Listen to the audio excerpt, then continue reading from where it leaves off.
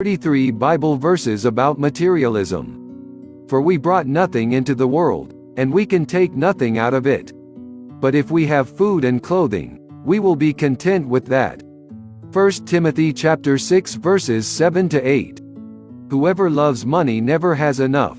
Whoever loves wealth is never satisfied with their income. This too is meaningless. Ecclesiastes chapter 5 verse 10. Do not store up for yourselves treasures on earth, where moths and vermin destroy, and where thieves break in and steal. But store up for yourselves treasures in heaven, where moths and vermin do not destroy, and where thieves do not break in and steal. Matthew chapter 6 verses 19 to 20. What good is it for someone to gain the whole world, yet forfeit their soul? Mark chapter 8 verse 36. Keep your lives free from the love of money and be content with what you have, because God has said, "Never will I leave you, never will I forsake you." Hebrews chapter 13 verse 5. Then he said to them, "Watch out. Be on your guard against all kinds of greed. Life does not consist in an abundance of possessions." Luke chapter 12 verse 15. So we fix our eyes not on what is seen, but on what is unseen, since what is seen is temporary, but what is unseen is eternal. 2 Corinthians chapter 4 verse 18. Those who want to get rich fall into temptation and a trap, and into many foolish and harmful desires that plunge people into ruin and destruction. 1 Timothy chapter 6 verse 9. Better a little with the fear of the Lord than great wealth with turmoil. Proverbs chapter 15 verse 16. Everyone comes naked from their mother's womb, and as everyone comes, so they depart. They take nothing from their toil that they can carry in their hands. Ecclesiastes chapter 5 verse 15. How much better to get wisdom than gold, to get insight rather than silver. Proverbs chapter 16 verse 16. For where your treasure is, there your heart will be also. Matthew chapter 6 verse 21. Put to death, therefore, whatever belongs to your earthly nature: sexual immorality, impurity, lust, evil desires, and greed, which is idolatry. Colossians chapter 3 verse 5. Command those who are rich in this present world not to be arrogant, nor to put their hope in wealth, which is so uncertain, but to put their hope in God, who richly provides us with everything for our enjoyment. 1 Timothy chapter 6 verse 17.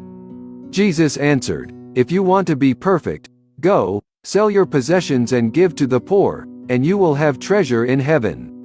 Then come, follow me." Matthew chapter 19 verse 21.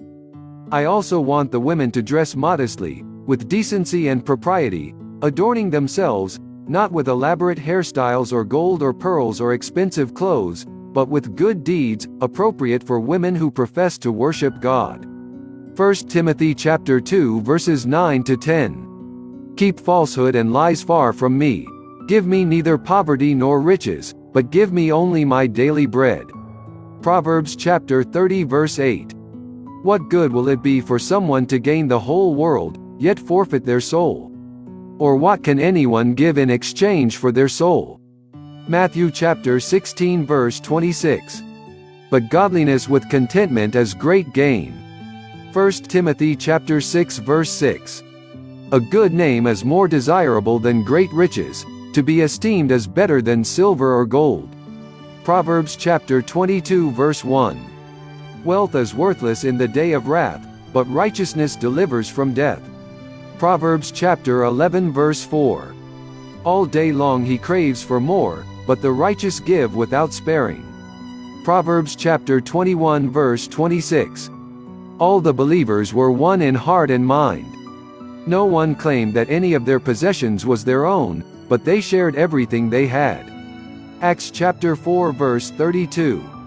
Cast but a glance at riches, and they are gone, for they will surely sprout wings and fly off to the sky like an eagle. Proverbs chapter 23 verse 5. The wealth of the rich is their fortified city. They imagine it a wall too high to scale.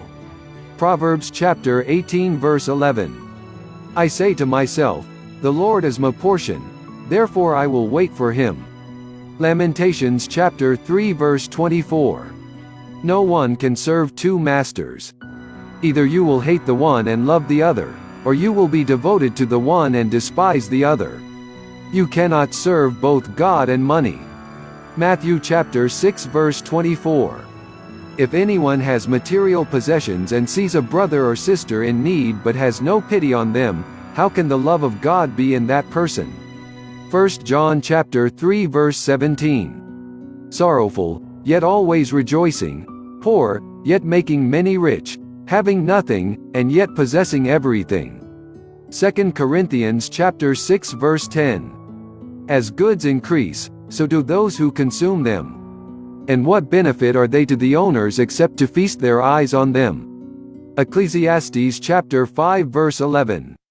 And I saw that all toil and all achievement spring from one person's envy of another.